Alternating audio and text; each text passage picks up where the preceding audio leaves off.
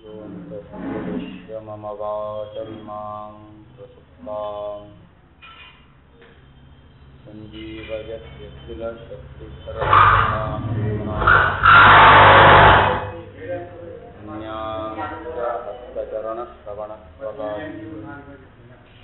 प्रणान्नमो भगवते पुरुषाय तुभ्यम्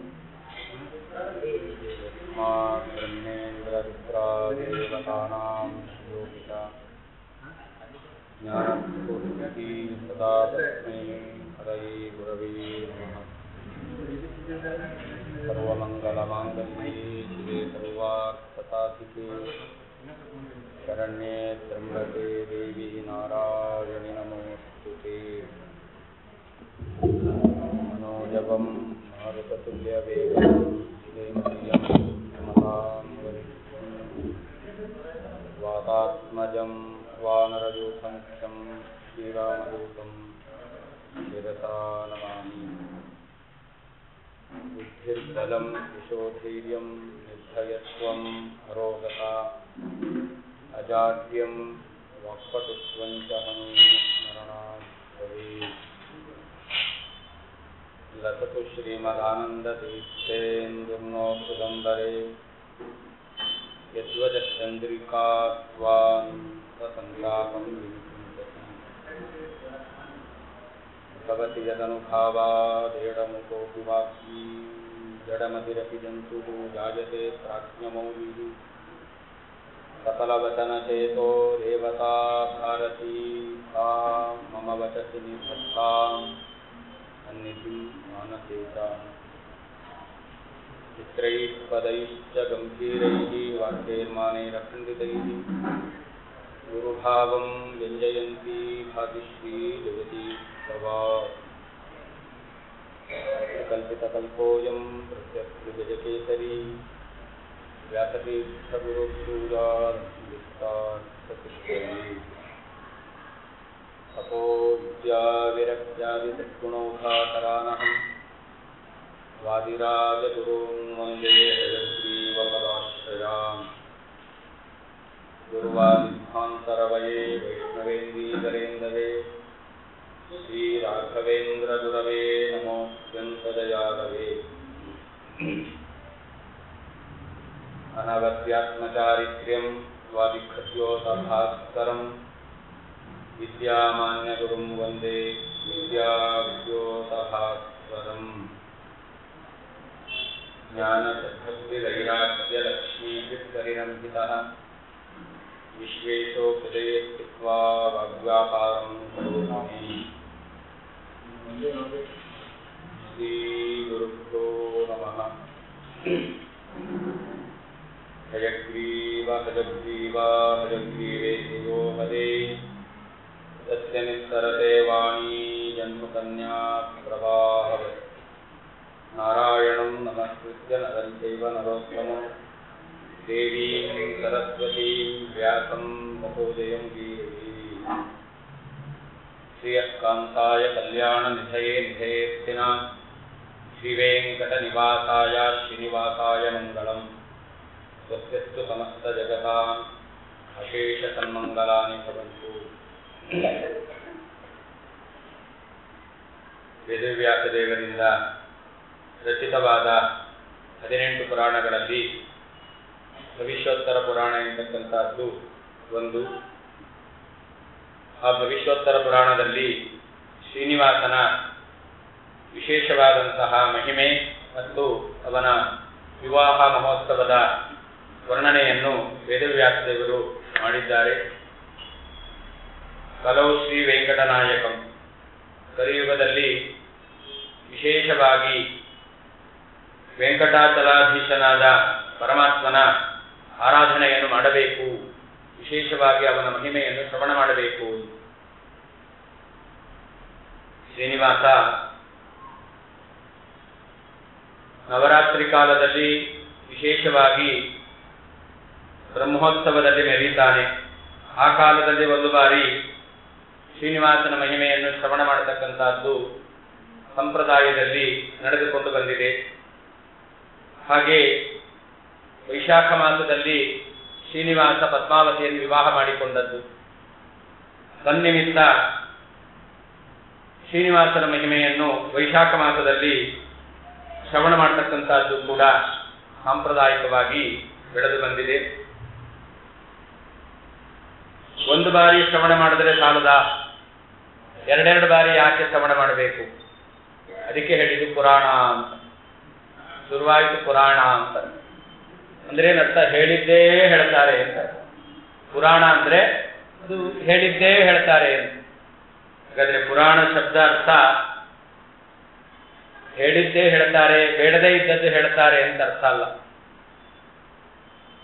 ಪುರಾಣ ಶಬ್ದಕ್ಕೆ ಎರಡರ್ಥ. ಒಂದು ಹಿಂದಿನದ್ದು ಅಂತ, ಪುರಾತನವಾದದ್ದು ಅಂತ. ಇನ್ನೊಂದು ಅರ್ಥ ಪುರಾ ಅಪಿ ನವಂ, ಹಿಂದಿನದ್ದೇ ಆದರೂ ಇಂದಿಗೂ ಯಾವುದು ಅತ್ಯವಶ್ಯವಾಗಿ ನಾವು ತಿಳ್ಕೊಳ್ಳೇಬೇಕಾದ ವಿಷಯವನ್ನು ತಿಳಿಸ್ತಾ ಇದೆಯೋ ಅದು ಪುರಾಣ. ಇಂದಿನ ನಡೆದ ಘಟನೆ ಹೌದು, ಅದರ ಜೊತೆಯಲ್ಲಿ ಇವತ್ತಿಗೆ ನಮ್ಮ ಜೀವನದಲ್ಲಿ ನಾವು ಅಳವಡಿಸಿಕೊಳ್ಳಿಕ್ಕೆ ಬೇಕಾಗಿರ್ತಕ್ಕಂತಹ ಮೌಲ್ಯಗಳನ್ನು ಪ್ರತಿಪಾದನೆ ಮಾಡುತ್ತೆ. ಆದ್ದರಿಂದ ಅದನ್ನು ಪುರಾಣ ಅಂತ ಕರೀತಾರೆ. ಅದರಿಂದ ಪುರಾಣ ಎಷ್ಟು ಬಾರಿ ಕೇಳೋದು ಸಾಲದು. ಎಲ್ಲಿಯ ತನಕ ಪುರಾಣದ ವಿಷಯ ನಮ್ಮ ಜೀವನದಲ್ಲಿ ನಾವು ತಿಳಿದಿಲ್ವೋ, ತಿಳಿದಿದ್ದನ್ನು ಅಳವಡಿಸಿಕೊಳ್ಳಿಲ್ವೋ, ಅಲ್ಲಿ ತನಕ ನಾವು ಶ್ರವಣವನ್ನು ಮಾಡಲೇಬೇಕು. ನಾನು ಯಾವಾಗಲೂ ಹೇಳೋದು, ಪುರಾಣ ಶ್ರವಣ ಅಂತಂದ್ರೆ ಈಗಿನ ಕಾಲದಲ್ಲಿ BP ಶುಗರ್ಗೆ ಮಾತ್ರೆ ತೆಗೆದುಕೊಂಡ ಹಾಗೆ. BP ಶುಗರ್ ಒಂದು ಬಾರಿ ಬಂತು ಅಂತಂದ್ರೆ ಮತ್ತೆ ಅದು ಹೋಗೋದಿಲ್ಲ, ಇವರೇ ಹೋಗ್ಬೇಕಷ್ಟೇ ಹೊರತು ಅದಂತೂ ಹೋಗಲ್ಲ. ಹಾಗೆ ಆ BP ಶುಗರ್ ಹೋಗ್ಲಿಕ್ಕೋಸ್ಕರ ನಾವು ಮಾತ್ರೆಯನ್ನು ತೆಗೆದುಕೊಳ್ತೇವೆ, ಹೇಗೆ ಬಿಡಲ್ವೋ ಹಾಗೆ ನಮಗೆ BP ಶುಗರ್ ಬರ್ಲಿಕ್ಕೋಸ್ಕರ ಪುರಾಣ ಶ್ರವಣ ಮಾಡಬೇಕು. BP ಶುಗರ್ ಹೋಗ್ಲಿಕ್ಕೆ ಮಾತ್ರೆ ತಗೊಳ್ಳೋದಾದ್ರೆ BP ಶುಗರ್ ಬರ್ಲಿಕ್ಕೆ ಪುರಾಣ ಶ್ರವಣ ಮಾಡಬೇಕು ಅಂತ. BP ಅಂತಂದ್ರೆ ಭಗವಂತನ ಪ್ರಸಾದ ಅಂತ, ಭಗವಂತನ ಅನುಗ್ರಹ. ಅದು ನಮ್ಮಲ್ಲಿಲ್ಲ. BP ಬ್ಲಡ್ ಪ್ರೆಷರ್ ಇದೆ ಹೊರತು ಭಗವಂತನ ಅನುಗ್ರಹ ಎಂತಕ್ಕಂಥ ಅದು ನಮ್ಮಲ್ಲಿಲ್ಲ. ಹಾಗಾದ್ರೆ ನಾವು ಭಗವಂತನ ಪ್ರಸಾದಕ್ಕೆ ಪಾತ್ರರಾಗಬೇಕು. ಹಾಗೆ ಶುಗರ್ ಅಂದ್ರೆ ಸಿಹಿ ಅಂತ ಅರ್ಥ. ನಮ್ಮಲ್ಲಿ ಬರೀ ಕಹಿಯೇ ಇರೋದು ಜೀವನದಲ್ಲಿ, ಸಿಹಿ ಇಲ್ಲವೇ ಇಲ್ಲ. ಬೇಕಾದ್ರೆ ಬ್ಲಡ್ ಅಲ್ಲಿ ಬೇಕಾದ್ರೆ ಶುಗರ್ ಇರ್ಬೋದು, ಅದು ಬಿಟ್ರೆ ಬಾಯಲ್ಲಿ ಮನಸ್ಸಿನಲ್ಲಿ ಎಲ್ಲ ಕಡೆಯಲ್ಲೂ ಕಹಿಯೇ. ಹಾಗಾದ್ರೆ ನಮ್ಮ ಮನಸ್ಸಿನ ನಮ್ಮ ಬಾಯಲ್ಲಿ ಇರತಕ್ಕಂತಹ ಎಲ್ಲ ಕಹಿ ಹೋಗಿ ಯಾವಾಗಲೂ ಸಿಹಿ ಆಗಬೇಕು. ಯಾವಾಗ ಪುರಾಣಗಳ ಆ ಮೌಲ್ಯಗಳನ್ನು ನಮ್ಮ ಜೀವನದಲ್ಲಿ ಕೇಳಿ ಅಳವಡಿಸಿಕೊಳ್ತೇವೋ ಆಗ ನಮಗೆ ಭಗವಂತನ ಪ್ರಸಾದವೂ ಆಗುತ್ತೆ. ನಮ್ಮ ಬಾಯಲ್ಲಿ ನಮ್ಮ ಮನಸ್ಸಿನಲ್ಲಿ ಕೆಟ್ಟ ವಿಚಾರಗಳು ಬರಲಿಕ್ಕೆ ಸಾಧ್ಯ ಇಲ್ಲ. ಕಹಿಯಾದ ಚಿಂತನೆ, ಕಹಿಯಾದ ಮಾತು ಬರಲಿಕ್ಕೆ ಸಾಧ್ಯ ಇಲ್ಲ. ಆದ್ದರಿಂದ ಪುರಾಣವನ್ನು ನಾವು ಯಾವಾಗಲೂ ಶ್ರವಣ ಮಾಡಬೇಕು. ಹೀಗೆ ಭಗವಂತ ವೈಶಾಖ ಮಾಸದಲ್ಲಿ ವಿವಾಹ ಮಾಡಿಕೊಂಡು ತನ್ನ ಮಹಿಮೆಯನ್ನು ಶ್ರವಣ ಮಾಡಲಿಕ್ಕೆ ಒಂದು ಅವಕಾಶವನ್ನು ಮಾಡಿಕೊಟ್ಟಿದ್ದಾರೆ. ಹಾಗೆ ಆಶ್ವೀಜ ಮಾಸದಲ್ಲಿ ಬ್ರಹ್ಮದೇವರೇ ಉತ್ಸವವನ್ನು ನಡೆಸಿ ಇನ್ನೊಂದು ಬಾರಿ ಅವನ ಮಹಿಮೆಯನ್ನು ಶ್ರವಣ ಮಾಡಲಿಕ್ಕೆ ಅವಕಾಶ ಮಾಡಿಕೊಟ್ಟಿದ್ದಾನೆ. ಪ್ರತಿ ದಿವಸ ಪರಮಾತ್ಮ ತಿರುಪತಿಗೆ ಹೋದರೆ ಕಲ್ಯಾಣೋತ್ಸವನ್ನೇ ನಡೆಸಿಕೊಂಡು ಅನುಗ್ರಹ ಮಾಡ್ತಾನೆ. ಹೀಗೆ ಭಗವಂತನ ಕರುಣೆ ಅನೇಕ ರೀತಿಯಲ್ಲಿ ಇದೆ ಎಂತಕ್ಕಂಥದ್ದನ್ನು ನಾವು ಮನನ ಮಾಡಬೇಕು. ಶೌನಕಾದಿ ಮಹರ್ಷಿಗಳು ಸೂತ ಮಹರ್ಷಿಗಳಲ್ಲಿ ಪ್ರಾರ್ಥನೆ ಮಾಡುತ್ತಾರೆ. ಕಥಿತಂ ರಂಗಮಾಹಾತ್ಮ್ಯಂ ತ್ವಯಾ ಹಸ್ತಿಗಿರೀಶಿತು. ಹಸ್ತಿಗಿರಿ ಅಂತ ಶ್ರೀರಂಗಕ್ಕೆ ಹೆಸರು. ಅಲ್ಲಿ ಸನ್ನಿಹಿತನಾಗಿರ್ತಕ್ಕಂತಹ ರಂಗನಾಥನ ಮಹಿಮೆಯನ್ನು ವರ್ಣನೆ ಮಾಡಿದ್ದೀರಾ. ನಿಮ್ಮ ಬಾಯಿಂದ ಆ ಪರಮಾತ್ಮನ ಮಹಿಮೆಯನ್ನು ಶ್ರವಣ ಮಾಡ್ತಾ ಇದ್ರೆ ಇನ್ನೂ ಶ್ರವಣ ಮಾಡಬೇಕು ಅಂತ ನಮಗೆ ಅನ್ಸುತ್ತೆ. ನಾವೆಲ್ಲ ಪುರಾಣ ಹೇಳಿದ್ರೆ ಯಾವಾಗ ಮುಗಿಯುತ್ತೋ ಅಂತ ಟೈಮ್ ನೋಡ್ಕೊತಾ ಇರ್ತೇವೆ. ಆದರೆ ಶೌನಕಾದಿ ಮಹರ್ಷಿಗಳು ಸೂತ ಮಹರ್ಷಿಗಳ ಬಾಯಿಯಿಂದ ಪುರಾಣವನ್ನು ಶ್ರವಣ ಮಾಡ್ತಾ ಇದ್ರೆ ಅವರಿಗೆ ಅಯ್ಯೋ ಬೇಗ ಮುಗಿದು ಹೋಯ್ತಲ್ಲ ಅಂತ ಅನ್ನಿಸ್ತಾ ಇದೆಯಂತೆ. ಅವ್ರು ಹೇಳ್ತಾರೆ, ಕಥಿತಂ ರಂಗಮಾಹಾತ್ಮ್ಯಂ ತ್ವಯಾ ಹಸ್ತಿ ಗಿರೀಶಿತು ಜಗನ್ನಾಥಸ್ಯ ವೈ ವಿಷ್ಣೋಃ ಮಾಹಾತ್ಮ್ಯಂ ಅತುಲಂ ಮುನೇ. ರಂಗನಾಥನಾಗಿ ಭಗವಂತನೇ ಇದ್ದಾನೆ. ಜಗನ್ನಾಥನಾಗಿರತಕ್ಕಂಥ ರಂಗನಾಥನ ಮಹಿಮೆಯನ್ನು ಶ್ರವಣ ಮಾಡಿದ್ದೇವೆ. ಇದಾನೀಂ ಶ್ರೋತುಮಿಚ್ಛಾಮಿ ಮಾಹಾತ್ಮ್ಯಂ ವೆಂಕಟೇಶ್ವರರು. ವೆಂಕಟಾಚಲ ನಿವಾಸಿಯಾದ ಪರಮಾತ್ಮನ ಶ್ರೀನಿವಾಸನ ಮಹಿಮೆಯನ್ನು ಶ್ರವಣ ಮಾಡಬೇಕು ಅಂತ ಅಪೇಕ್ಷೆಯಾಗಿದೆ ಅಂತ ಶೌನಕಾದಿಗಳು ಪ್ರಾರ್ಥನೆ ಮಾಡಿದಾಗ ಸೂತ ಮಹರ್ಷಿಗಳು ಹೇಳ್ತಾರೆ, ಯಥಾಶ್ರುತಂ ಮಯಾ ಪೂರ್ವಂ ವ್ಯಾಸಾದ್ ಅಮಿತ ತೇಜಸಃ. ಸಾಕ್ಷಾತ್ ಪರಮಾತ್ಮನೇ ವೇದವ್ಯಾಸ ರೂಪದಿಂದ ಅವತಾರ ಮಾಡಿದ್ದಾನೆ. ಆ ವೇದವ್ಯಾಸ ರೂಪಿಯಾದ ಪರಮಾತ್ಮನ ಬಾಯಿಂದ ಯಾವ ರೀತಿಯಲ್ಲಿ ಮಹಿಮೆಯನ್ನು ಶ್ರವಣ ಮಾಡಿದ್ದೇನೋ ಅದನ್ನೇ ನಿಮಗೆ ಹೇಳುತ್ತೇನೆ ಎಂಬುದಾಗಿ ಸೂತ ಮಹರ್ಷಿಗಳು ಕಥೆಯನ್ನು ಹೇಳಲಿಕ್ಕೆ ಪ್ರಾರಂಭ ಮಾಡುತ್ತಾರೆ. ನಾನು ಕಥೆ ಅದಕ್ಕೆ ಹೆಚ್ಚಿನ ಮಹತ್ವ ಕೊಡದೇನೆ ಕಥೆಯ ಸಂದೇಶ ಪುರಾ ಅಪಿ ನವಂ, ಅದು ಹಿಂದೆ ನಡೆದದ್ದಾದರೂ ಕೂಡ ಒಂದೊಂದು ಘಟನೆಯೂ ಕೂಡ ನಮ್ಮ ಜೀವನದಲ್ಲಿ ನಮ್ಮ ಕಥೆಯೇ ಆಗಿರುತ್ತೆ, ಅಥವಾ ನಮ್ಮ ಕಥೆ ನಮ್ಮ ಬದಲಾವಣೆಗೆ ಅದು ಒಂದು ಮಾರ್ಗದರ್ಶನವಾಗಿರುತ್ತೆ ಎಂತಕ್ಕಂಥದ್ದನ್ನು ಅನುಸಂಧಾನ ಮಾಡಲಿಕ್ಕೆ ಎಷ್ಟು ಸಾಧ್ಯ ಅದಕ್ಕೆ ಅನುಗುಣವಾಗಿ ಚಿಂತನೆ ಮಾಡಲಿಕ್ಕೆ ಪ್ರಯತ್ನ ಮಾಡೋಣ. ಜನಕ ರಾಜ ಅಂತ ಒಬ್ಬ ರಾಜ ಇದ್ದ ಅಂತ ಹೇಳ್ತಾರೆ. ಪುರಾತು ಜನಕೋ ನಾಮ ರಾಜ ಪರಮ ಧಾರ್ಮಿಕ. ಜನಕ ಎಂಬತಕ್ಕಂತಹ ರಾಜ ಇದ್ದ. ಜನಕ ಎಂಬುವ ರಾಜ ಇದ್ದ ಅಲ್ಲ, ಜನಕ ಎಂಬುವ ರಾಜ ಇದ್ದಾನೆ ಅಂತ ಮಾಡ್ತಾರೆ. ಜನಕ ಅಂದ್ರೆ ಯಾರು? ನಾವೇ. ಪ್ರತಿಯೊಬ್ಬ ಜೀವನಿಗೂ ಜನಕ ಅಂತ ಹೆಸರು. ನಮ್ಮ ಅಪ್ಪ ಅಮ್ಮ ಬೇರೆ ಹೆಸರಿಟ್ಟಿರ್ಬೋದು. ಪುರಾಣ ಹೇಳ್ತಾ ಇದೆ, ವೇದವ್ಯಾಸರು ಹೇಳ್ತಾ ಇದ್ದಾರೆ ನಮಗೆಲ್ಲ ಜನಕ ಅಂತ ಹೆಸರು. ಯಾಕೆ ಜನಕ ಅಂತ ಹೆಸರು? ಜನ ಅಂದ್ರೆ ಜನನ ಅಂತ. ಮನುಷ್ಯ ಹುಟ್ಟುತ್ತಾನೇ ಇರ್ತಾನೆ. ಹುಟ್ಟಿದ ಜೀವನಿಗೆ ಏನು ಅಪೇಕ್ಷೆ ಇದೆ? ಮುಂದೆ ಜನಕರಾಜನಿಗೆ ಏನು ಅಪೇಕ್ಷೆ ಇತ್ತು ಅನ್ನೋದು ಅವನ ಬಾಯಲ್ಲೇ ನಾವು ಕೇಳ್ತೇವೆ. ಸುಖಮೇವ ಸದಾಮೇತ್ಯ ದುಃಖಂ ಮಾಭೂತ್ ಕದಾಚನ. ಈ ಅಪೇಕ್ಷೆ ಇದ್ದದ್ದು ಜನಕರಾಜನಿಗೆ. ಹಾಗಾದರೆ ಹುಟ್ಟುವ ಪ್ರತಿಯೊಬ್ಬ ಜೀವನಿಗೂ ಇರತಕ್ಕಂತಹ ಬಯಕೆ ಏನು? ನಾನು ಕ ಆಗಬೇಕು. ಕ ಅಂದ್ರೆ ಸುಖ ಅಂತ. ಉಪನಿಷತ್ತಿನಲ್ಲಿ ಕ ಅನ್ನೋದಕ್ಕೆ ಸುಖ ಅಂತ ಹೇಳಿದ್ದಾರೆ. ಹಾಗಾದರೆ ಜನನ ಹೊಂದಿರುವಂತಹ ಜೀವ ಅವನು ಬಯಸ್ತಕ್ಕಂತಹದ್ದು ಕ, ಸುಖವನ್ನು. ಆದ್ದರಿಂದ ಜೀವನಿಗೆ ಜನಕ ಅಂತ ಹೆಸರು.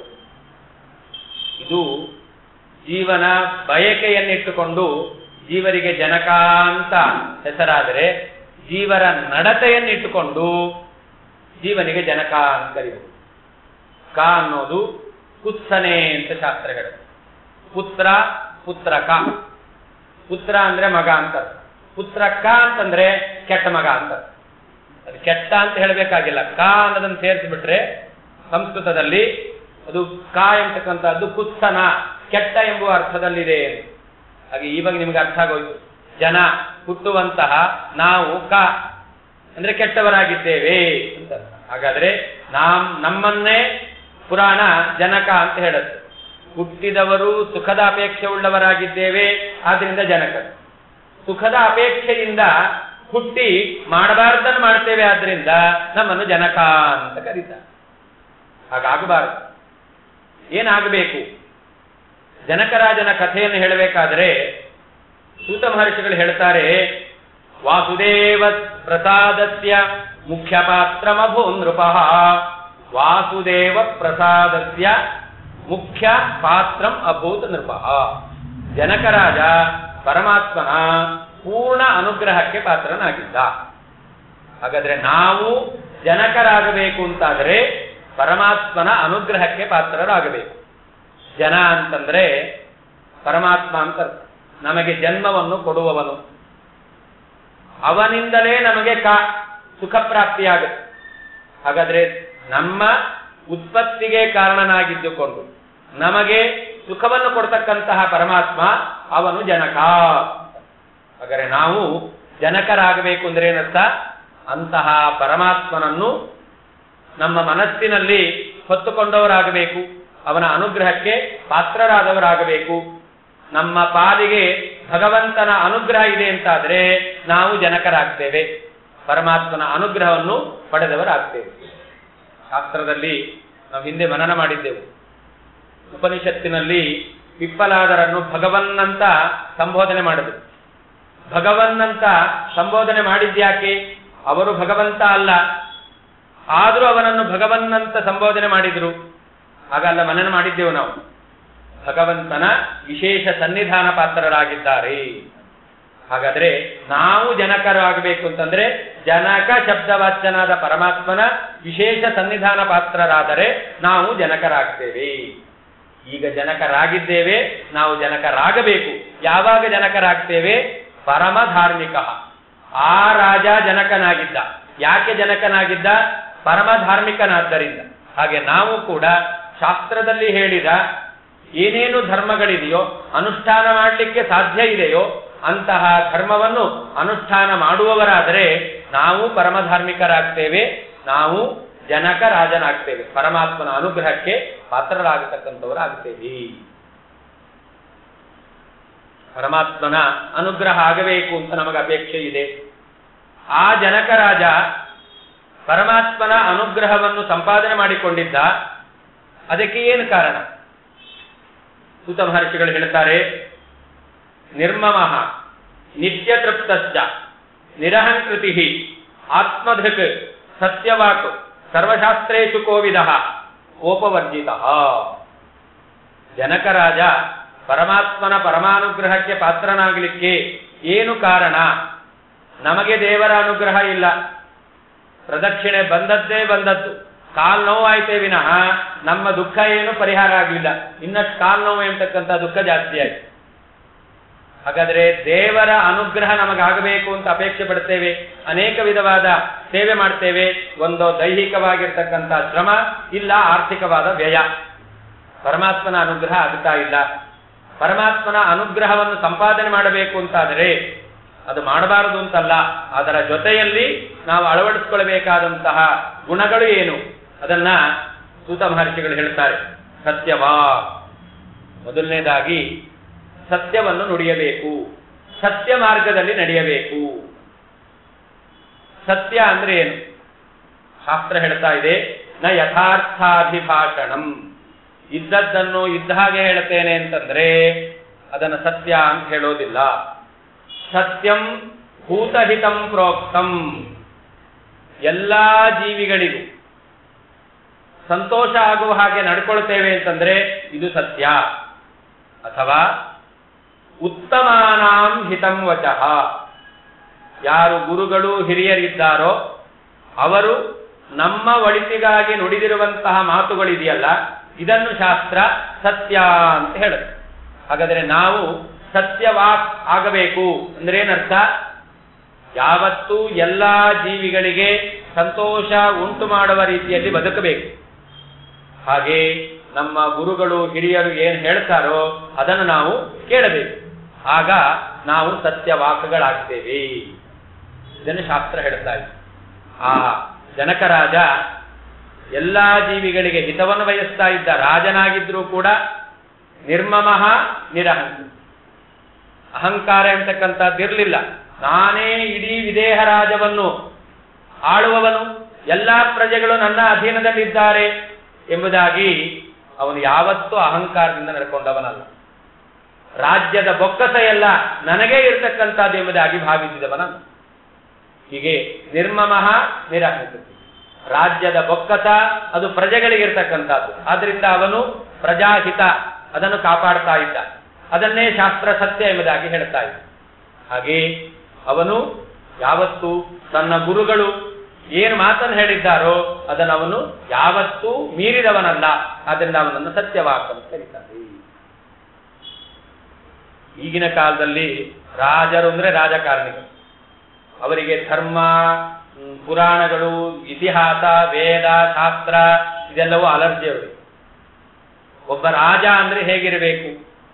ಸರ್ವಶಾಸ್ತ್ರೇಷು ಕೋವಿದಃ. ಎಲ್ಲ ಶಾಸ್ತ್ರಗಳನ್ನು ಬಲ್ಲವನಾಗಬೇಕಂತ ಭೀಷ್ಮಾಚಾರ್ಯರು ಧರ್ಮರಾಜನನ್ನು ಕುರಿತು ಉಪದೇಶ ಮಾಡಬೇಕಾದ್ರೆ ಮಹಾಭಾರತದಲ್ಲಿ ಆ ರಾಜನೀತಿ ರಾಜಧರ್ಮಗಳನ್ನು ಉಪದೇಶ ಮಾಡುತ್ತಾರೆ. ಆ ರಾಜನೀತಿ ರಾಜಧರ್ಮಗಳು ಯಾರಿಗಿರ್ತಕ್ಕಂಥದ್ದು? ಪ್ರತಿಯೊಬ್ಬ ಆಡಳಿತವನ್ನು ನಡೆಸುವಂತಹ ರಾಜನಿಗೆ ಅವನು ಅನುಸರಿಸಿಕೊಳ್ಳಲಿಕ್ಕೆ ಬೇಕಾಗಿರ್ತಕ್ಕಂತಹ ನೀತಿ ನಿಯಮಗಳನ್ನು ವರ್ಣನೆ ಮಾಡುತ್ತಾರೆ. ಅದೆಲ್ಲವನ್ನೂ ಕೂಡ ಜನಕರಾಜ ತಿಳಿದಿದ್ದಾನಂತೆ. ಹಾಗೆ ನಾವು ಕೂಡ ಶಾಸ್ತ್ರದಲ್ಲಿ ಯಾವ ರೀತಿಯಲ್ಲಿ ನಡ್ಕೊಳ್ಬೇಕು ಅಂತ ನಮಗೆ ವಿಧಾನ ಮಾಡಿದ್ದಾರೋ ಅದನ್ನು ನಾವು ತಿಳ್ಕೊಳ್ಬೇಕು, ಆ ರೀತಿಯಲ್ಲಿ ನಡ್ಕೊಳ್ಬೇಕು. ಮನುಷ್ಯನಿಗೆ ಒಂದು ಎಲ್ಲಾ ಜೀವಿಗಳಿಗೆ ಅನುಕೂಲವಾಗಿ ನಡ್ಕೊಳ್ತಾನೆ. ಎರಡನೇದಾಗಿ ಎಲ್ಲಾ ಶಾಸ್ತ್ರವನ್ನು ತಿಳಿದಿದ್ದಾನೆ ಅಂದ್ರೆ ಸಾಕು, ಅವಾಗೇನಾಗುತ್ತೆ, ಮೂಗಿನ ತುದಿಗೆ ಕೋಪ ಇರುತ್ತೆ. ಅದನ್ನು ಹೇಳ್ತಾರೆ ಜನಕರಾಜನ ವ್ಯಕ್ತಿತ್ವವನ್ನು ವರ್ಣನೆ ಮಾಡಬೇಕಾದ್ರೆ ಕೋಪವರ್ಜಿತ, ಕೋಪವೂ ಇರಲಿಲ್ಲ ಅಂತ ಶಾಸ್ತ್ರ ಹೇಳುತ್ತೆ. ಒಂದು ಕೋಪ, ಇನ್ನೊಂದು ಕ್ರೋಧ, ಇನ್ನೊಂದು ರೋಷ ಅಂತ ಮೂರಿದೆ. ಕೋಪವೂ ಅವನಿಗಿರಲಿಲ್ಲ. ಏನು ಕೋಪ ಅಂದ್ರೆ, ಏನು ಕ್ರೋಧ ಅಂದ್ರೆ, ಏನು ರೋಷ ಅಂದ್ರೆ? ಕ್ರೋಧ ಅಂತಂದ್ರೆ ಒಬ್ಬನನ್ನು ದ್ವೇಷ ಮಾಡಿದ್ರೆ ಅವನನ್ನು ಸಾಯೋ ತನಕ, ಅವನು ಸಾಯಿಸೋ ತನಕ ಹಾಗೆ ಕಾರತಕ್ಕಂಥದ್ದು. ಇದನ್ನು ಕ್ರೋಧ ಅಂತ ಕರೀತಾರೆ. ಯಾರಿಗೂ ಯಾರ ಜೊತೆಯಲ್ಲಿ ಜಗಳ ಆಯಿತು, ಜಗಳ ಆದ್ಮೇಲೆ ಅದನ್ನು ಮರೆತು ಬಿಡೋಣ ಅಂತಿಲ್ಲ, ಅವನು ಸಾಯಿಸಲೇಬೇಕು. ಆ ರೀತಿಯಲ್ಲಿ ನಮ್ಮ ಮನಸ್ಸು ಯಾವತ್ತೂ ವಿಕೃತವಾದ ಭಾವನೆಯನ್ನು ಪಡೆದಿದೆ ಅಂತಾದ್ರೆ ಇದನ್ನು ಕ್ರೋಧ ಅಂತ ಹೇಳ್ತಾರೆ. ಇದು ಅತ್ಯಂತ ನಿಕೃಷ್ಟವಾಗಿರ್ತಕ್ಕಂತಹ ಗುಣ. ಇನ್ನೊಂದು ರೋಷ ಅಂತಿದೆ. ರೋಷ ಅಂತಂದ್ರೆ ಅನುನಯದಿಂದ ಯಾವುದು ಶಾಂತವಾಗುತ್ತೋ ಅದನ್ನು ರೋಷ ಅಂತ. ಸಮಾಧಾನ ಮಾಡೋದ್ರಿಂದ ಯಾವುದು ಕಡಿಮೆ ಆಗುತ್ತೋ, ಇಳಿದು ಹೋಗುತ್ತೋ ಅದನ್ನ ರೋಷ ಅಂತ ಕರೀತಾರೆ. ಪರಸ್ಪರ ಶತ್ರುಗಳಲ್ಲಿ ಇರತಕ್ಕಂಥದ್ದು ಕ್ರೋಧ, ಗಂಡ ಹೆಂಡತಿಯರಲ್ಲಿ ಇರತಕ್ಕಂಥದ್ದು ರೋಷ. ಅವರನ್ನು ಇವ್ರು ಸಮಾಧಾನ ಮಾಡಿದ್ರೆ, ಇವರನ್ನು ಅವ್ರು ಸಮಾಧಾನ ಮಾಡಿದ್ರೆ, ಅಥವಾ ನಾನು ಮಾಡಿದ್ದೆ ತಪ್ಪಾಯಿತು ಅಂತ ಹೇಳ್ಕೊಂಡ್ಬಿಟ್ರೆ ಅವಾಗ ಎಲ್ಲ ಇಳಿದು. ಹೀಗೆ ಅನುನಯದಿಂದ ಯಾವುದು ಇಳಿದು ಹೋಗುತ್ತೋ ಅದನ್ನು ರೋಷ ಅಂತ ಕರೀತಾರೆ.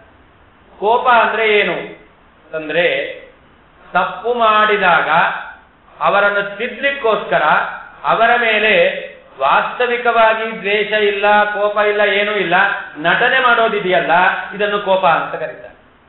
ತಂದೆ ತಾಯಿಗಳಿಗೆ ಮಕ್ಕಳ ಮೇಲೆ ಬರತಕ್ಕಂಥದ್ದಿದೆಯಲ್ಲ ಅದು ಕೋಪ ಅಂತ. ಕೆಲವರಿಗೆ ಕ್ರೋಧವೂ ಬರುತ್ತೆ, ಕೆಲವರಿಗೆ ರೋಷವೂ ಬರುತ್ತೆ ಮಕ್ಕಳ ಮೇಲೆ, ಆದರೆ ವಾಸ್ತವಿಕವಾಗಿ ಕೋಪ ಎಂತಕ್ಕಂಥದ್ದು ಬರುತ್ತೆ. ಯಾಕೆ ಅಂತಂದ್ರೆ ದಾರಿ ತಪ್ಪುವ ಮಕ್ಕಳಿಗೆ ಸರಿಯಾದ ದಾರಿಯಲ್ಲಿ ಮಕ್ಕಳು ಹೋಗುವಂತೆ ಮಾಡಬೇಕು ಅಂತ ನಾವು ಮನಸ್ಸಿನಲ್ಲಿ ಏನು ವಿಕಾರವನ್ನು ತಂದ್ಕೊಳ್ತೇವೆ ಇದನ್ನು ಕೋಪ ಅಂತ ಹೇಳ್ತಾರೆ. ಹಾಗಾದ್ರೆ ಈ ಕೋಪದ ಉದ್ದೇಶ ಏನು? ಒಳ್ಳೆಯ ದಾರಿಯಲ್ಲಿ ತರಬೇಕು ಎಂಬತಕ್ಕಂಥ. ಆದರೂ ಒಂದು ರೀತಿಯಲ್ಲಿ ಶಾಸ್ತ್ರ ಹೇಳ್ತಾ ಇದೆ ಆ ಕೋಪ, ಕ್ರೋಧ, ರೋಷ ಯಾವುದೂ ಇರಬಾರದು. ಇದೆಲ್ಲ ಪಾಕೆಟ್ ಒಳಗಡೆ ಬೆಂಕಿ ಇಟ್ಕೊಂಡ ಹಾಗೆ. ಪಾಕೆಟ್ ಒಳಗಡೆ ಬೆಂಕಿ ಇಟ್ಕೊಳ್ಳಿಕ್ಕಾಗತ್ತೆ? ಹಾಗಾದ್ರೆ ಬೆಂಕಿ ಒಳಗೆ ಸುಟ್ಟು ಬಿಡುತ್ತೆ. ಹಾಗೆ ಕೋಪ ಆಗ್ಲಿ, ಕ್ರೋಧ ಆಗ್ಲಿ, ರೋಷ ಆಗ್ಲಿ ಇದೆಲ್ಲ ನಮ್ಮನ್ನೇ ಸುಡ್ತಕ್ಕಂಥದ್ದು. ನಮ್ಮಿಂದ ಏನೇನು ಅಪಚಾರಗಳು ತಪ್ಪು ನಡೀತಾ ಇದೆಯೋ ಅದಕ್ಕೆಲ್ಲ ಮೂಲ ಕಾರಣ ಎಂತಕ್ಕಂಥದ್ದು ಈ ಕೋಪ ಎಂತಕ್ಕಂಥದ್ದು. ಆ ಜನಕರಾಜನಿಗೆ ಕೋಪವೇ ಇರಲಿಲ್ಲ. ಮನೆಯಲ್ಲಿ ಒಬ್ಬ ಗಂಡ, ಒಬ್ಬಳು ಹೆಂಡತಿ, ಒಂದು ಮಗು ಅಥವಾ ಎರಡು ಮಗು, ಅದನ್ನು ನಿಭಾಯಿಸಲಿಕ್ಕೇನೆ ನಮಗೆ ಯಾವಾಗಲೂ ಕೋಪಕ್ಕೆ ಇಳಿಲಿಕ್ಕೋಸ್ಕರ, BP ಇಳಿಲಿಕ್ಕೋಸ್ಕರ ಮಾತ್ರ ತೆಗೆದುಕೊಳ್ಳೇಬೇಕು ಅಂತಿರುತ್ತೆ. ಹಾಗಿರ್ಬೇಕಾದ್ರೆ ಜನಕರಾಜ ಇಡೀ ರಾಜ್ಯದ ಜವಾಬ್ದಾರಿಯನ್ನು ಹೊತ್ತುಕೊಂಡಿದ್ದಾನೆ ಅಂತಂದ್ರೆ ಎಷ್ಟು ಅವನಿಗೆ ಟೆನ್ಷನ್ ಆಗಬಹುದು, ಕೋಪ ಬರಲಿಕ್ಕೆ ಅವಕಾಶ ಇದೆ. ಆದರೆ ರಾಜ್ಯದ ಹೊಣೆಗಾರಿಕೆಯನ್ನು ಹೊತ್ಕೊಂಡಂತಹ ಜನಕರಾಜನಿಗೆ ಕೋಪ ಇರಲಿಲ್ಲ. ಹಾಗಾದ್ರೆ ಅನುಗ್ರಹಕ್ಕೆ ನಾವು ಪಾತ್ರರಾಗಬೇಕು ಅಂತಾದ್ರೆ ಕೋಪವನ್ನು ಬಿಟ್ಟವರಾಗಿರ್ಬೇಕು ಅಂತ ಎಲ್ಲ ಜೀವಿಗಳಿಗೆ ಹಿತವಾಗುವ ಹಾಗೆ ನಡ್ಕೊಳ್ಬೇಕು. ಗುರು ಹಿರಿಯರು ನಮಗೆ ಆದೇಶ ಮಾಡಿದ ಹಾಗೆ ಅವರ ಹಿತವಚನವನ್ನು ನಾವು ಪಾಲಿಸಬೇಕು. ಎಲ್ಲ ಶಾಸ್ತ್ರಗಳನ್ನು ತಿಳಿದಿರಬೇಕು, ಕೋಪವನ್ನು ಬಿಟ್ಟಿರಬೇಕು.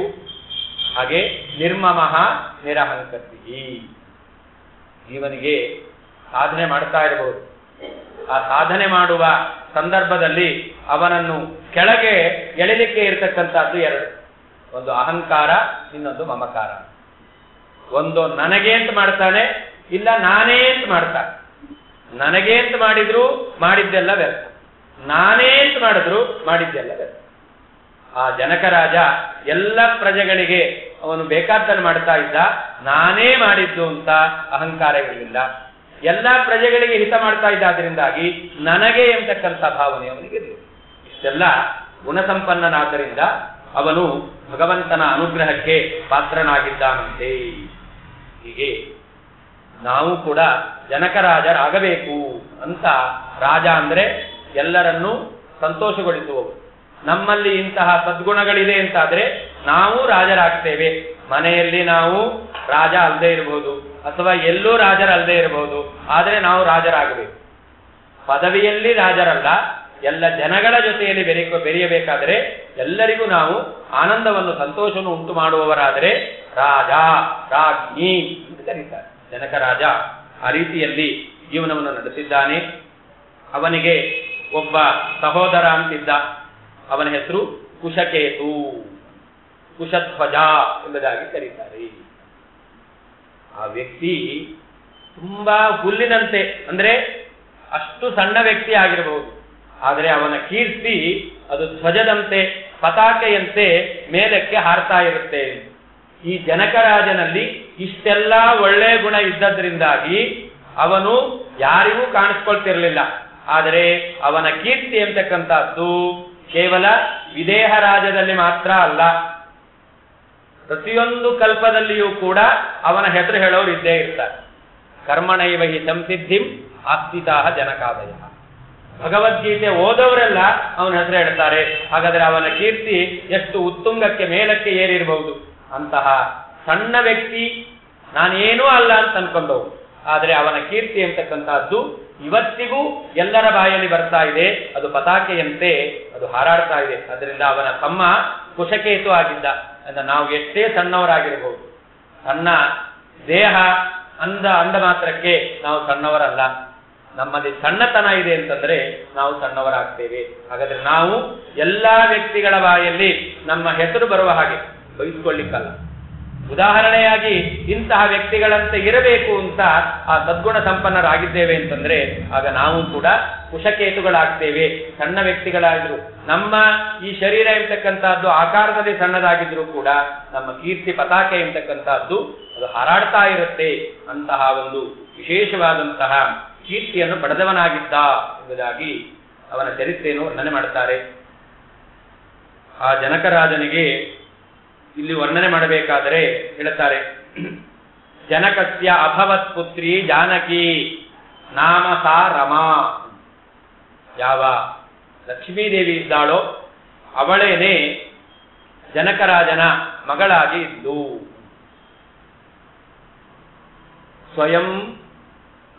ಸ್ವಯಂ ರಮಾಸೀರತ ಏವ ಜಾತ ಅಂತ ಆಚಾರ್ಯ ಹೇಳ್ತಾರೆ ತಾತ್ಪರ್ಯ ನಿರ್ಣಯದಲ್ಲಿ. ಸ್ವಯಂ ರಮಾ ತೀರತ ಏವ ಜಾತ. ಸಾಕ್ಷಾತ್ ಲಕ್ಷ್ಮೀದೇವಿ ಅವಳು ಆ ವಿದೇಹರಾಜ ಜನಕರಾಜನ ಯಜ್ಞಭೂಮಿಯಲ್ಲಿ ಅವಳು ನೇಗಲಿನಿಂದ ಅಭಿವ್ಯಕ್ತಳಾಗಿದ್ದಾಳೆ. ಆದ್ದರಿಂದ ಅವಳನ್ನು ಸೀತಾ ಅಂತ ಕರೀತಾರೆ. ಜನಕರಾಜನ ಮಗಳಾಗಿ ಬೆಳೆದಿದ್ರಿಂದ ಅವಳಿಗೆ ಜಾನಕಿ ಅಂತ ಹೆಸರು. ಜನಕರಾಜನಿಗೆ ಭವಿಷ್ಯೋತ್ತರ ಪುರಾಣ ಉಲ್ಲೇಖ ಮಾಡುವ ಹಾಗೆ ಜಾನಕಿ ಅಂತ ಒಬ್ಬಳು ಮಗಳು, ಕುಶಕೇತುವಿಗೆ 3 ಜನ ಗಂಡು ಮಕ್ಕಳು 3 ಜನ ಹೆಣ್ಣು ಮಕ್ಕಳು ಅಂತ ಭವಿಷ್ಯೋತ್ತರ ಪುರಾಣ ಉಲ್ಲೇಖ ಮಾಡುತ್ತೆ. ಕುಶಧ್ವಜಸ್ಯ ತನಯಾಃ ತ್ರೈಲೋಕ್ಯ ವಿಸುಂದರಾಃ ದುಹಿತೃಣಾಂ ತ್ರಯಂ ತಸ್ಯ ಕುಶಕೇತೋರ್ಮಹಾತ್ಮನಃ. 3 ಜನ ಸುಂದರರಾಗಿರ್ತಕ್ಕಂಥ ಗಂಡು ಮಕ್ಕಳು, ಅಷ್ಟೇ ಸುಂದರಿಯರಾದ 3 ಜನ ಹೆಣ್ಣು ಮಕ್ಕಳು ಅಂತ ಹೇಳುತ್ತೆ. ಆದರೆ ಇದರಲ್ಲಿ ಮಾಂಡವಿ ಶ್ರುತಕೀರ್ತಿ ಅವರಿಬ್ಬರು ಕುಶಧ್ವಜನ ಹೆಣ್ಣು ಮಕ್ಕಳು. ಊರ್ಮಿಳಾ ಎಂಬತಕ್ಕಂಥವಳು ಜನಕರಾಜನ ಮಗಳು. ಯಾವಾಗ ಜನಕರಾಜ ಯಜ್ಞಭೂಮಿಯಲ್ಲಿ ಜಾನಕಿಯನ್ನು ಪಡಿತಾನೋ ಅನಂತರ ಆ ಜನಕರಾಜನಿಗೆ ಒಬ್ಬಳು ಹೆಣ್ಣು ಮಗಳು ಹುಡ್ತಾಳೆ. ಆ ಜನಕರಾಜನ ಮಗಳೇ ಊರ್ಮಿಳಾ. ಆದರೆ ಇಲ್ಲಿ ಭವಿಷ್ಯೋತ್ತರ ಪುರಾಣ ಹೇಳ್ತಾ ಇದೆ ಕುಶಕೇತುವಿನ ಮಗಳು. ಯಾಕೆ ಕುಶಕೇತುವಿನ ಮಗಳು ಅಂತ ಭವಿಷ್ಯೋತ್ತರ ಪುರಾಣ ಉಲ್ಲೇಖ ಮಾಡುತ್ತೆ ಅಂತಂದ್ರೆ, ಹುಟ್ಟಿದ್ದು ಜನಕರಾಜನ ಮನೆಯಲ್ಲಿ, ಬೆಳೆದದ್ದು ಇದು ಕುಶಕೇತುವಿನ ಮನೆಯಲ್ಲಿ. ಕೃಷ್ಣ ಪರಮಾತ್ಮ ವಸುದೇವ ದೇವಕಿಯರ ಮಗನಾಗಿ ಯಶೋಧಾನಂದ ಗೋಪರ ಮಗನೂ ಆದ. ಹಾಗಾದರೆ ಅವತಾರ ಮಾಡಿದ್ದು ದೇವಕಿ ಮತ್ತು ವಸುದೇವರ, ಅವನು ಬೆಳೆದದ್ದು ಯಶೋಧಾನಂದ ಗೋಪರ. ಹಾಗೆ ಊರ್ಮಿಳಾ ಕೂಡ ಅವಳು ಹುಟ್ಟಿದ್ದು ಜನಕರಾಜನ ಪತ್ನಿಯನ್ನು, ಆದರೆ ಬೆಳೆದದ್ದು ಮಾತ್ರ ಕುಶಕೇತುವಿನ ಮನೆಯಲ್ಲಿ. ಏನು ಕಾರಣ ಅಂದರೆ ಜಾನಕಿ ಮತ್ತು ಊರ್ಮಿಳಾ ಅವರಿಬ್ಬರಿಗೆ ಸ್ವಲ್ಪ ವಯಸ್ಸಿನ ಅಂತರ ಇದೆ. ಆ ಕುಶಕೇತುವಿನ ಇಬ್ಬರು ಮಕ್ಕಳು ಮಾಂಡವಿ ಮತ್ತು ಶ್ರುತಕೀರ್ತಿ, ಊರ್ಮಿಳಾ ಅವಳ ಸಮಾನ ವಯಸ್ಕರು. ಮಕ್ಕಳು ಯಾರ ಜೊತೆಯಲ್ಲಿ ಬೆರೀತಾರೆ? ದೊಡ್ಡವರಿದ್ರೆ ಅವ್ರ ಜೊತೆಯಲ್ಲಿ ಬೆರೆಯಲ್ಲ. ಹೊಸದಾಗಿ ಒಂದು ಮಗು ಮನೆಗೆ ಬರಲಿ, ಮನೆಯಲ್ಲಿರ್ತಕ್ಕಂಥ ಮಗು ಆ ಮಗುವಿನ ಜೊತೆಯಲ್ಲಿ ಬೆರೆಯುತ್ತೆ. ಹೀಗೆ ಸೀತಾದೇವಿಗೂ ಊರ್ಮಿಳಾಳಿಗೂ ಸ್ವಲ್ಪ ವಯಸ್ಸಿನ ಅಂತರ ಇದ್ದದ್ರಿಂದ ಆ ಊರ್ಮಿಳಾ ಸೀತಾದೇವಿಯ ಜೊತೆಯಲ್ಲಿ ಬೆರೀತಾ ಇರಲಿಲ್ಲ, ಮತ್ತೆ ಆ ಶ್ರುತಕೀರ್ತಿ ಮಾಂಡವಿ ಇವರ ಜೊತೆಯಲ್ಲಿ ಬೆಳೀತಾ ಇತ್ತು. ಅದರಿಂದಾಗಿ ಒಂದು ರೀತಿಯಲ್ಲಿ ಕುಶಕೇತುವಿನ ಮಗಳೋ ಏನೋ ಎಂಬುವ ರೀತಿಯಲ್ಲಿ ಅಷ್ಟು ಅವರ ಮನೆಯಲ್ಲಿ ಅವಳು ಬೆಳೆದಿದ್ದಾಳೆ. ಅದರಿಂದಾಗಿ ಭವಿಷ್ಯೋತ್ತರ ಪುರಾಣ ಊರ್ಮಿಳಾಳನ್ನು ಕೂಡ ಕುಶಕೇತುವಿನ ಮಗಳು ಎಂಬುದಾಗಿ ಉಲ್ಲೇಖ ಮಾಡಿದೆ. ವಾಸ್ತವಿಕವಾಗಿ ಜನಕರಾಜನ ಮಗಳು. ಹೀಗೆ ತನ್ನ ಮಗಳು, ಕುಶಕೇತುವಿನ ಮಗಳು, ಇವರ ಎಲ್ಲರ ಜೊತೆಯಲ್ಲಿ ಜನಕರಾಜ ಬಹಳ ಸಂತೋಷದಿಂದ ಕಾಲ ಕಳೀತಾ ಇದ್ದಾನಂತೆ. ಜನಕರಾಜ ಎಲ್ಲ ರಾಜ್ಯದ ಜವಾಬ್ದಾರಿಯನ್ನು ತನ್ನ ಸಹೋದರನಿಗೆ ಕೊಟ್ಟಿದ್ದಾನೆ. ಆ ಜನಕರಾಜನಿಗೆ ಒಂದು ಬಾರಿ ಮನೆಯಲ್ಲಿ ಕೂತಾಗ ಯೋಚನೆ ಬಂತದ್ದು. ಸುಖಮೇವ ಸದಾಮೇತ್ಯ ದುಃಖಂ ಮಾ ಭೂತ್ ಕದಾಚನ ದುಃಖಂ ನವೀಕ್ಷೇ ನೇತ್ರಾಭ್ಯಾಂ ಸುಖಂ ವೀಕ್ಷೆ ಸದಾತ್ಮನಃ. ಎಲ್ಲರೂ ಬಯಸೋದು ನನಗೆ ಸುಖವೇ ಇರಬೇಕು, ದುಃಖ ಯಾವತ್ತೂ ಬರಬಾರದು. ಇದನ್ನೇ ಜನಕರಾಜ ಬಯಸಿದ್ದಾನೆ. ಇದರಲ್ಲಿ ಏನು ತಪ್ಪು ಅಂತ ನಾವು ಅನ್ಕೊಳ್ತೇವೆ. ಶಾಸ್ತ್ರ ಹೇಳುತ್ತೆ ಬಯಸೋದು ಸರಿ. ಅವನೇನು ಹೇಳ್ತಾನೆ? ದುಃಖಂ ನವೀಕ್ಷೇ ನೇತ್ರಾಭ್ಯಾಂ ಸುಖಂ ವೀಕ್ಷೆ ಸದಾತ್ಮನಃ. ಇಷ್ಟು ದಿನಗಳ ಕಾಲ ನಾನು ಸುಖವನ್ನೇ ಅನುಭವಿಸಿದ್ದೇನೆ, ದುಃಖವನ್ನು ಕಾಣಲಿಲ್ಲ. ಮುಂದೂ ನಾನು ದುಃಖವನ್ನು ಕಾಣಬಾರದು, ಸುಖವನ್ನೇ ಅನುಭವಿಸಬೇಕು. ಒಂದು ಕಂಡ್ರೈವ್ ಮಾಡಬೇಕು. ಇಷ್ಟು ದಿನಗಳ ಕಾಲ ನಾನು ಸುಖವನ್ನು ಅನುಭವಿಸಿದ್ದೇನೆ, ಇಷ್ಟು ದಿನಗಳ ಕಾಲ ನಾನು ದುಃಖವನ್ನು ಅನುಭವಿಸುತ್ತಿಲ್ಲ. ಮುಂದೆ ನಾನು ಸುಖವನ್ನು ಅನುಭವಿಸಬೇಕು, ಮುಂದೆ ನಾನು ದುಃಖವನ್ನು ಅನುಭವಿಸಬಾರದು. 4 ಕಡೆ ನಾನು ನಾನು ನಾನು ನಾನು ಅಂತ. ಈ ನಾನು ಅಂಡರ್ಲೈನ್ ಮಾಡಬೇಕು. ಆ ನಾನು ಎಂತಕ್ಕಂಥದ್ದು ಬಂದದ್ರಿಂದ ಅವನಿಗೇನಾಯ್ತು? ಅಸಾಧು ಸಮ್ಮತಂ ವಾಕ್ಯಂ ಶ್ರುತ್ವೇತ್ಥ ಮುದಿತಂ ಹರಿಹಿ ದುಃಖಂ ಪ್ರದರ್ಶಯಾಮಾಸ.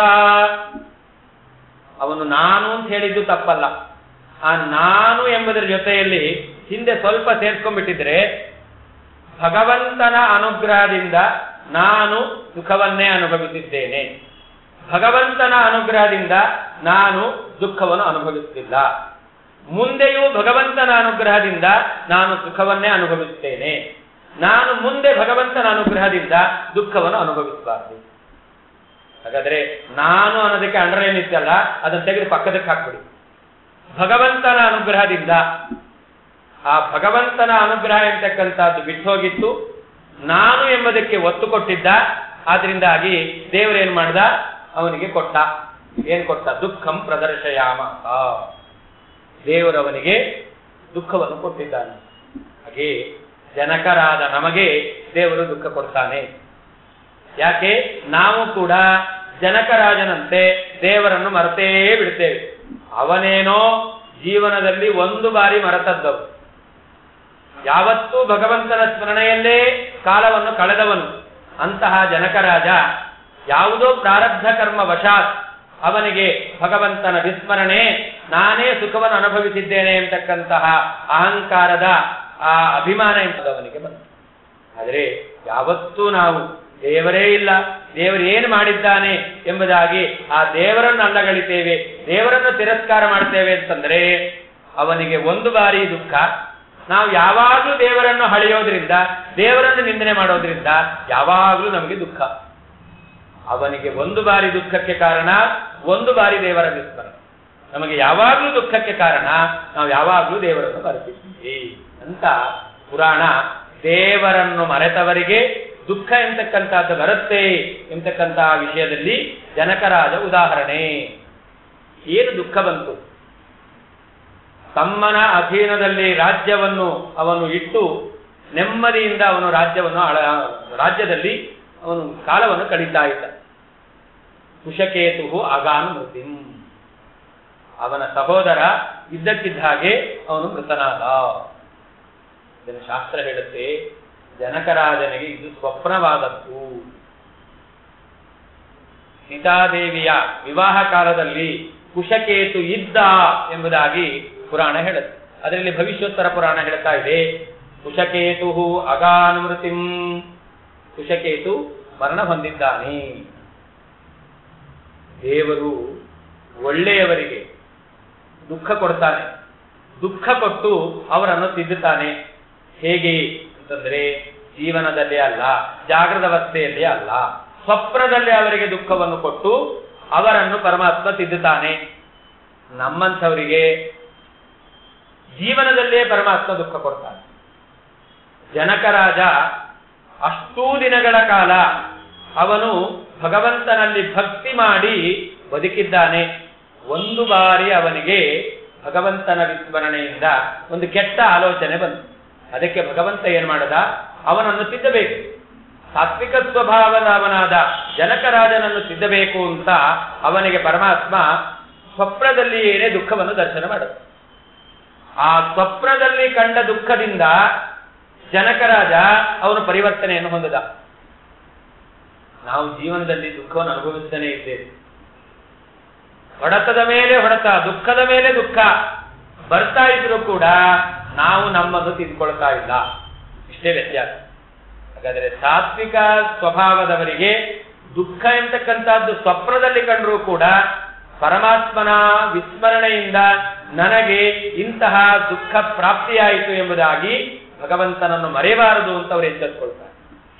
ಆದರೆ ಯಾರು ತಾಮಸ ಸ್ವಭಾವದವರು, ರಾಜಸ ಸ್ವಭಾವದವರು, ಅವರಿಗೆ ಜೀವನದಲ್ಲೇ ದುಃಖ ಬಂದರೂ ಕೂಡ ನಾವೇನ್ ತಪ್ಪು ಮಾಡಿದ್ದೇವೆ, ದೇವರೇ ಸರಿ ಇಲ್ಲ ಅಂತ ಅವರು ದೇವರನ್ನೇ ನಿಂದನೆ ಮಾಡಿಕೊಂಡಿರ್ತಾರೆ ವಿನಃ ಅವರಿಗೆ ತಮ್ಮ ತಪ್ಪು ಅರಿವಿಗೆ ಬರೋದಿಲ್ಲ ಅಂತ ಆ ಕುಶಕೇತುವು ಮೃತನಾದ ತನ್ಮೂಲಕ ಜನಕರಾಜನಿಗೆ ದುಃಖ ಬಂತು. ಇದು ಸ್ವಪ್ನದಲ್ಲಿ ನಡೆದ ಘಟನೆ. ತನ್ಮೂಲಕ ಆ ಜನಕರಾಜ ತಿದ್ದುಕೊಳ್ತಾ ಇದ್ದಾನೆ ಎಂಬುದಾಗಿ ಪುರಾಣ ಸಾತ್ವಿಕರ ಸ್ವಭಾವ ಹೇಗಿರುತ್ತೆ ಎಂತಕ್ಕಂಥದ್ದನ್ನು ನಮಗೆ ಉದಾಹರಣೆಯಾಗಿ ಹೇಳುತ್ತಾ ಇದೆ. ಕುಶಕೇತು ಮೃತನಾಗಿದ್ದಾನೆ. ಕುಶಕೇತುವಿನ ಹೆಂಡತಿ ಅವಳು ಸಹಗಮನವನ್ನು ಮಾಡುತ್ತಾ ಇದ್ದಾಳು. ಶಾಸ್ತ್ರ ಹೇಳುತ್ತೆ, ಪತ್ನಿಯಾದವಳು ಪತಿಸಾಲೋಕವನ್ನು ಬಯಸ್ತಾಳೆ ಅಂತಾದರೆ ಅರುಂಧತಿ ಸಮಾಭೂತ್ವ ಸ್ವರ್ಗಲೋಕೆ ಮಹೀಯತೆ. ಇವತ್ತು ಪ್ರತಿಯೊಬ್ಬರ ವಿವಾಹದಲ್ಲಿ ಅರುಂಧತಿ ಅಂತ ನಕ್ಷತ್ರವನ್ನು ದರ್ಶನ ಮಾಡಿಸ್ತಾರೆ. ಅದಕ್ಕೆ ಕಾಣಿಸೋದೇ ಇಲ್ಲ. ಬೆಳಿಗ್ಗೆನೆ ದರ್ಶನ ಮಾಡಿಸೋದು, ರಾತ್ರಿ ಮಾಡಿಸಿದ್ರು ಕೂಡ ಯಾವ ನಕ್ಷತ್ರ ಅಂತ ಗೊತ್ತಾಗಲ್ಲ. ನೋಡಿದ್ರೆ ಕಾಣಿಸ್ತಿಲ್ಲ ಅಂದ್ರೆ ಮರ್ಯಾದೆ ಹೋಗುತ್ತೆ. ಅದಕ್ಕೋಸ್ಕರ ಕಾಣಿಸ್ತು ಅಂತ ಹೇಳಲೇಬೇಕಾಗುತ್ತೆ. ಒಂದು ಹಗಲು ಕಾಣಿಸೋದು, ರಾತ್ರಿ ತೋರಿಸಿದ್ರು ಕೂಡ ಅರುಂಧತಿ ನಕ್ಷತ್ರ ಯಾವುದು ಅಂತ ಗೊತ್ತಿಲ್ಲ. ಅರುಂಧತಿ ಸಮಾಭೂತ್ವ ಸ್ವರ್ಗಲೋಕೆ ಮಹೀಯತೆ. ಅವಳು ಎತ್ತರದಲ್ಲಿದ್ದುಕೊಂಡು ಅವಳ ದರ್ಶನ ಮಾಡಿದ್ರಿಂದಲೇನೆ ಎಲ್ಲರ ಜೀವನದಲ್ಲಿಯೂ ಕೂಡ ಆ ಸುಖ ಸಂತೋಷವನ್ನು ಅನುಗ್ರಹಿಸ್ತಾಳೆ ಅಂತ ಅವಳನ್ನು ಯಾವ ರೀತಿಯಲ್ಲಿ ನೆನೆಸ್ತಾರೋ ಹಾಗೆ ಯಾರು ಪತಿಯ ಜೊತೆಯಲ್ಲಿ ಸಹಗಮನವನ್ನು ಮಾಡಿದ್ದಾಳೆ ಅಂತ ಅವಳ ಹೆಸರನ್ನು ಕೂಡ ಅರುಂಧತಿಯ ಹೆಸರಿನಂತೆ ಎಲ್ಲರೂ ಕೂಡ ಉಲ್ಲೇಖ ಮಾಡ್ತಾರಂತೆ. ಅಂತಹ ಪವಿತ್ರವಾದ ಕೀರ್ತಿ ಉಳ್ಳವಳಾಗಿ ಅವಳು ಸ್ವರ್ಗಲೋಕದಲ್ಲಿ ಸುಖವನ್ನು ಅನುಭವಿಸ್ತಾಳೆ ಅಂತ ಇದನ್ನು ತಿಳಿದಂತಹ ಆ ಕುಶಕೇತುವಿನ ಪತ್ನಿ ಪತಿಯ ಜೊತೆಯಲ್ಲಿ ಸಹಗಮನವನ್ನು ಮಾಡಿದ್ದಾಳಂತೆ. ಜನಕರಾಜನಿಗೆ ತನ್ನ ಮಕ್ಕಳು, ತನ್ನ ಸಹೋದರನ ಮಕ್ಕಳು, ತಂದೆ ತಾಯಿಗಳನ್ನು ಕಳ್ಕೊಂಡು ಅನಾಥರಾಗಿರ್ತಕ್ಕಂತಹ ಮಾತೃಹೀನಾನ್ ತಥೋಬಾಲಾನ್ ಆಲಿಂಗ್ಯಾಂಕೆ ನಿಧಾಯಜ ಗೋಪುತ್ರ ಬಾಲಭಾವೇತು ಮಾತೃಹೀನಾಶ್ಚ ಕರಿಷಿತಾಃ ಕಥಂ ಪಶ್ಯಾಮಿ ನೇತ್ರಾಭ್ಯಾಂ ಮಾತೃಹೀನಾಶ್ಚ ಬಾಲಕಾನ್ ಇತಿ ಚಿಂತಾಪರಃ ಸಹ ಅಭೂತ್. ತಂದೆಯನ್ನು ಕಳ್ಕೊಂಡಿರತಕ್ಕಂತಹ, ತಾಯಿಯನ್ನು ಕಳ್ಕೊಂಡಿರತಕ್ಕಂತಹ ಮಕ್ಕಳನ್ನು ನೋಡಿ ತೊಡೆ ಮೇಲೆ ಕೂಡಿಸಿಕೊಂಡು ಜನಕರಾಜನಿಗೆ ತಡೆಯಲಾರದ ದುಃಖ ಆಗುತ್ತಾ ಇದೆ. ತನ್ನ ಮಕ್ಕಳು ನನಗೆ ವಯಸ್ಸಾಗಿದೆ, ಈ ಮಕ್ಕಳನ್ನು ಸಾಕೋದು ಹೇಗೆ? ಇವುಗಳನ್ನು ಯೋಗ್ಯವಾಗಿರ್ತಕ್ಕಂತಹ ವಿದ್ಯಾ ಸಂಸ್ಕಾರವುಳ್ಳವರಾಗಿ ಹೆಣ್ಣು ಮಕ್ಕಳನ್ನು ಗಂಡನ ಮನೆಗೆ ಕಳುಹಿಸಿಕೊಡಬೇಕು, ಗಂಡು ಮಕ್ಕಳಿಗೆ ಒಳ್ಳೆಯ ವಿದ್ಯೆಯನ್ನು ಕಲಿಸಿಕೊಡಬೇಕು. ಇದೆಲ್ಲ ಹೇಗೆ ಸಾಧ್ಯ ಎಂಬುದಾಗಿ ಜನಕರಾಜ ಚಿಂತೆಯಲ್ಲಿ ಮುಳುಗಿ ಹೋಗಿದ್ದಾನೆ. ಅವನ ಚಿಂತೆ ಎಷ್ಟು ಭಯಂಕರವಾಗಿತ್ತು. ತ್ಯಕ್ತಾನ್ನ ತ್ಯಕ್ತಭೋಗಶ್ಚ ತ್ಯಕ್ತನಿದ್ರಃ ಅತಿಕಲುಷಿತ. ಅನ್ನ ಬೇಡ, ಆಹಾರ ಬೇಡ, ವಾಟರ್ ಬಾಟಲಿಯೂ ಇಲ್ಲ, ನೀರೂ ಇಲ್ಲ, ಏನೂ ಇಲ್ಲದ ಹಾಗೆ ಎಲ್ಲಾ ಸಂಪತ್ತುಗಳೂ ಇದೆ. ಆದರೆ ಎಲ್ಲವನ್ನೂ ತ್ಯಾಗ ಮಾಡಿ ದುಃಖದಲ್ಲಿ ಮುಳುಗಿ ಹೋಗಿದ್ದಾನೆ. ಸಂಪತ್ತಿದ್ದಾಗ ಮನುಷ್ಯ ಸಂತೋಷದಲ್ಲಿರ್ತಾನೆ, ಆವಾಗ ತಿನ್ನಬೇಕು ಅಂತಲ್ಲ. ದುಃಖ ಬಂದಾಗಲೂ ಸಂಪತ್ತಿರುತ್ತೆ, ಆವಾಗ ತಿನ್ನಬೇಕು ಅಂತ ಅನ್ಸೋದು. ಜೀವನಿಗೆ ಸಂಪತ್ತು ಬಂದಿರುತ್ತೆ, ಅದರ ಜೊತೆಯಲ್ಲಿ ರೋಗವೂ ಇರುತ್ತೆ, ಆದ್ರಿಂದ ತಿನ್ಲಿಕ್ಕಾಗೋದು. ಕೆಲವೊಂದು ಬಾರಿ ಸಂಪತ್ತಿರುತ್ತೆ, ರೋಗ ಇರೋದಿಲ್ಲ, ಇಂತಹ ದುಃಖದಲ್ಲಿ ಮುಳುಗಿ ಹೋಗಿರ್ತೇವೆ, ಆಗ್ಲೂ ಏನು ಬೇಡ ಅಂತ. ಜನಕರಾಜನಿಗೆ ಆ ಸಂಪತ್ತೆಲ್ಲ ಇದೆ, ಸೌಭಾಗ್ಯ ಇದೆ, ಆದರೆ ದುಃಖದಲ್ಲಿ ಮುಳುಗಿ ಹೋಗಿದ್ದಾನೆ. ಅನ್ನವನ್ನು ಬಿಟ್ಟಿದ್ದಾನೆ, ಭೋಗವನ್ನು ಬಿಟ್ಟಿದ್ದಾನೆ, ನಿದ್ರೆಯನ್ನು ಬಿಟ್ಟಿದ್ದಾನೆ. ಹೀಗೆ ಒಂದು ಬಾರಿ ಭಗವಂತನ ವಿಸ್ಮರಣ ಮಾಡಿದ ಪಾಪದಿಂದಾಗಿ ಅವನು ದುಃಖದಲ್ಲಿ ಮುಳುಗುವಂತಹ ಪ್ರಸಂಗ ಬಂದಿದೆ ಅಂತಾದ ಮೇಲೆ ಜೀವಮಾನ ಇಡೀ ದೇವರನ್ನು ಮರೆತೇ ಬದುಕ್ತೇವೆ ಅಂತಂದ್ರೆ, ನಮ್ಮ ಜೀವನದಲ್ಲಿ ದುಃಖ ಅನುಭವಿಸ್ತಾ ಇದ್ದೇವೆ ಅಂತಂದ್ರೆ ಅದೇನು ಆಶ್ಚರ್ಯ ಅಲ್ಲ. ಅದರಿಂದ ಭಗವಂತನ ವಿಸ್ಮರಣೆ ಕೂಡದು ಎಂಬತಕ್ಕಂಥ ಸಂದೇಶವನ್ನು ಪುರಾಣ ನಮಗೆ ನೀಡುತ್ತಾ ಇದೆ. ಆ ಸಂದರ್ಭದಲ್ಲಿ ಶತಾನಂದ ಮಹರ್ಷಿಗಳು ಅಲ್ಲಿಗೆ ಬರ್ತಾ ಇದ್ದಾರೆ. ಸಪೂಜಿತೋ ಮುನಿವರಃ ನಿವಿಷ್ಟೋ ಮೃಗಚರ್ಮಣಿ ತತಃ ಕಾಲೋಚಿತಾಂ ವಾರ್ತಾಂ ಕಥಯಾಮಾಸ ಗೌತಮಿಂ. ಜನಕರಾಜ ಬಂದ ಶತಾನಂದ ಮಹರ್ಷಿಗಳಿಗೆ ಅರ್ಘ್ಯಪಾದ್ಯಾದಿಗಳನ್ನು ಕೊಟ್ಟು ಯೋಗ್ಯವಾದ ಆಸನದಲ್ಲಿ ಕೂಡಿಸಿ ಸತ್ಕಾರವನ್ನು ಮಾಡಿದ್ದಾನೆ. ಜನಕರಾಜ ತನ್ನ ದುಃಖವನ್ನು ತೋಡಿಕೊಳ್ತಾನೆ. ಜನಕರಾಜ ವೃದ್ಧತ್ವಾದ್ ಆತ್ಮನಶ್ಚೈವ ಪುತ್ರಾಣಾಂಚೈವ ಶೈಶವಾತ್ ಕನ್ಯಕಾರತ್ನ ಬಾಹುಲ್ಯಾತ್ ಹತಬಂಧೋರ್ಮಹಾಮುನೆ ಬಹವಃ ಶತ್ರವತ್ಸಂತಿ ರಾವಣ ಇಂದ್ರಜಿದಾದಯಃ ತೇಭ್ಯೋ ಯುದ್ಧಂ ಕಥಂ ದಾಸ್ಯೆ ಹ್ಯಸಹಾಯೋತಿ ಜೀರ್ಣವಾನ್. ಶತಾನಂದ ಮಹರ್ಷಿಗಳಲ್ಲಿ ಜನಕರಾಜ 3 ಸಮಸ್ಯೆಯನ್ನು ಹೇಳಿಕೊಳ್ತಾನೆ. ನನಗೆ ತುಂಬಾ ವಯಸ್ಸಾಗಿದೆ, ಈ ದೇಹ ಎಂತಕ್ಕಂಥದ್ದು ಜೀರ್ಣವಾಗಿ ಹೋಗಿದೆ, ವೃದ್ಧನಾಗಿದ್ದೇನೆ ನಾನು. ಆದರೆ ನನ್ನ ಮಕ್ಕಳು, ನನ್ನ ಸಹೋದರನ ಮಕ್ಕಳು ಈಗ ನನ್ನ ಮಕ್ಕಳೇ ಆಗಿದ್ದಾರೆ. ಎಲ್ಲ ಮಕ್ಕಳು ಶೈಶವಾವಸ್ಥೆಯಲ್ಲಿದ್ದಾರೆ, ಸಣ್ಣ ಮಕ್ಕಳು. ಕನ್ಯಕಾರತ್ನ ಬಾಹುಲ್ಯ, ಬರೀ ಗಂಡು ಮಕ್ಕಳು ಮಾತ್ರ ಅಲ್ಲ, ಅನೇಕ ಜನ ಹೆಣ್ಣು ಮಕ್ಕಳಿದ್ದಾರೆ. 4 ಜನ ಹೆಣ್ಣು ಮಕ್ಕಳು. ಒಂದು ಹೆಣ್ಣು ಮಕ್ಕಳಿದ್ರೇನೆ ಹೇಗಪ್ಪ ಆ ಮಗಳಿಗೆ ಮದುವೆ ಮಾಡಿ ಗಂಡನ ಮನೆಯನ್ನು ಸೇರಿಸೋದು ಅಂತ ಯೋಚನೆ ಮಾಡಬೇಕಾದ್ರೆ 4 ಜನ ಹೆಣ್ಣು ಮಕ್ಕಳಿದ್ದಾರೆ. ಆ ಜನಕರಾಜ ಹೇಳ್ತಾನೆ, ನನಗೆ ಅನೇಕ ಶತ್ರುಗಳಿದ್ದಾರೆ. ರಾವಣ ಇಂದ್ರಜಿದಾದಯ, ರಾವಣ ಇಂದ್ರಜಿತ್ ಮೊದಲಾಗಿರ್ತಕ್ಕಂತಹ ಶತ್ರುಗಳು ಯಾವಾಗ ನನ್ನ ಮೇಲೆ ಆಕ್ರಮಣ ಮಾಡ್ತಾರೆ ಎಂಬತಕ್ಕಂತಹ ಒಂದು ಸಮಸ್ಯೆ. ಜನಕ ಅಂದ್ರೆ ನಾವು ತಾನೆ, ಹಾಗಾದ್ರೆ ನಮಗೂ ಒಂದು ಸಮಸ್ಯೆ ಏನು? ರಾವಣ ಇಂದ್ರಜಿತ್ ಯಾವಾಗ ಆಕ್ರಮಣ ಮಾಡ್ತಾರೆ ಅಂತಲ್ಲ, ನಮ್ಮ ಮೇಲೆ ಆಕ್ರಮಣ ಮಾಡಿದ್ದಾರೆ ಅನ್ನೋದೇ ನಮಗೆ ಸಮಸ್ಯೆ. ಅವರ ಆಕ್ರಮಣವನ್ನು ನಾವೀಗ ಪರಿಹಾರ ಮಾಡಿಕೊಳ್ಬೇಕಾಗಿದೆ. ರಾವಣ ಅಂದ್ರೆ ಯಾರು? ಇಂದ್ರಜಿತ್ ಅಂದ್ರೆ ಯಾರು? ರಾವಣ ಅಂತಂದ್ರೆ ರಾವ ಅಂದ್ರೆ ಶಬ್ದ ಅಂತ, ನಮ್ಮ ಬಾಯಿ ಇದೆಯಲ್ಲ ಅದು ಸುಮ್ಮನೆ ಇರೋದೇ ಇಲ್ಲ. ಹಾಗಾದ್ರೆ ಯಾರೇ ಏನೇ ಹೇಳಿ ಅದಕ್ಕೆ ಏನಾದ್ರೂ ಒಂದು ಉತ್ತರ ಕೊಡ್ಲೇಬೇಕು. ತಪ್ಪೋ ಸರಿಯೋ ಯೋಚನೆ ಮಾಡಲ್ಲ, ಎಲ್ಲ ಗೊತ್ತು ಅಂತ ಯಾವಾಗ್ಲೂ ನಾವು ಬಾಯಿ ಬಡಾಯಿಸ್ತಾ ಇರ್ತೇವೆ. ಇದೇ ನಮ್ಮ ಮೇಲೆ ಆಗಿರ್ತಕ್ಕಂಥ ಆಕ್ರಮಣ. ಹಾಗಾದ್ರೆ ನಾವು ಇವತ್ತು ದುಃಖವನ್ನು ಅನುಭವಿಸ್ತಾ ಇದ್ದೇವೆ. ನಮ್ಮ ದುಃಖಕ್ಕೆಲ್ಲ ಕಾರಣ ಏನು ಅಂತಂದ್ರೆ ಎಲ್ಲ ಗೊತ್ತು ಅಂತ ಬಾಯಿ ಮುಂದೆ ಮಾಡ್ತೇವಲ್ಲ, ಅದಕ್ಕೆ ಹೇಳ್ತಾರೆ ಮೂಗು ತೂರಿಸ್ಬೇಡ ಅಂತ. ಮೂಗು ತೂರಿಸ್ಬೇಡ ಅಂದ್ರೆ ಏನರ್ಥ? ಎಲ್ಲಾ ವಿಷಯಕ್ಕೂ ಬಾಯಿ ಹಾಕಬೇಡ ಅಂತ. ಮೂಗು ಮುಚ್ಕೊಂಡ್ಬಿಟ್ರೆ ಮಾತಾಡ್ಲಿಕ್ಕೆ ಆಗಲ್ಲ. ಆದ್ರಿಂದ ಮೂಗು ತೂರಿಸೋದು ಅಂತ ಹೇಳೋದು, ವಾಸ್ತವಿಕವಾಗಿ ಬಾಯೇ ಮಾತಾಡೋದು. ಆದ್ರೆ ಮೂಗು ತೂರಿಸೋದು ಅಂತಂದ್ರೆ ಅವನು ಉಸಿರಾಡಿಕೊಂಡು ಮಾತಾಡ್ತಾನೆ ಅಂತ ಅರ್ಥ. ಆದರೆ ಉಸಿರಾಡಿದ ಅಂತಂದ್ರೆ ಕೆಟ್ಟ ಮಾತೇ ಆಡ್ತಾನೆ ಅಂತ ಅರ್ಥ. ಆದ್ರಿಂದ ಮೂಗು ತೋರಿಸ್ಬೇಡ ಅಂತ ಹೇಳೋದು. ಹೀಗೆ ನಮ್ಮ ಬಾಯಿ ಕೂಡ ಅದೇನಾಗ್ತಾ ಇದೆ, ಬಡಬಡಾಯಿಸ್ತಾ ಇದೆ. ಇದು ನಮ್ಮ ಮೇಲೆ ನಮ್ಮದೇ ಆಕ್ರಮಣ ಅದು ನಡೀತಾ ಇದೆ. ರಾವಣನ ಆಕ್ರಮಣ ಎಂತಕ್ಕಂಥದ್ದು ನಡೀತಾ ಇದೆ. ಎರಡನೇದು ಇಂದ್ರಜಿತ್. ಇಂದ್ರ ಅಂದ್ರೆ ಇಂದ್ರಿಯಗಳು, ಅದನ್ನು ಗೆದ್ದಿರ್ತಕ್ಕಂಥದ್ದು ಮನಸ್ಸು. ಎಲ್ಲಾ ಇಂದ್ರಿಯಗಳನ್ನು ಕೂಡ ಈ ಮನಸ್ಸು ತನ್ನ ಹಿಡಿತದಲ್ಲಿ ಹತೋಟಿಯಲ್ಲಿ ಇಟ್ಕೊಳ್ಳಿಕ್ಕೆ ಆಗ್ತಾ ಇದೆ. ಹಾಗಾದ್ರೆ ಆ ಎಲ್ಲಾ ಇಂದ್ರಿಯಗಳು ನಮ್ಮ ಮೇಲೆ ಆಕ್ರಮಣ ಮಾಡ್ತಾ ಇದ್ದಾವೆ.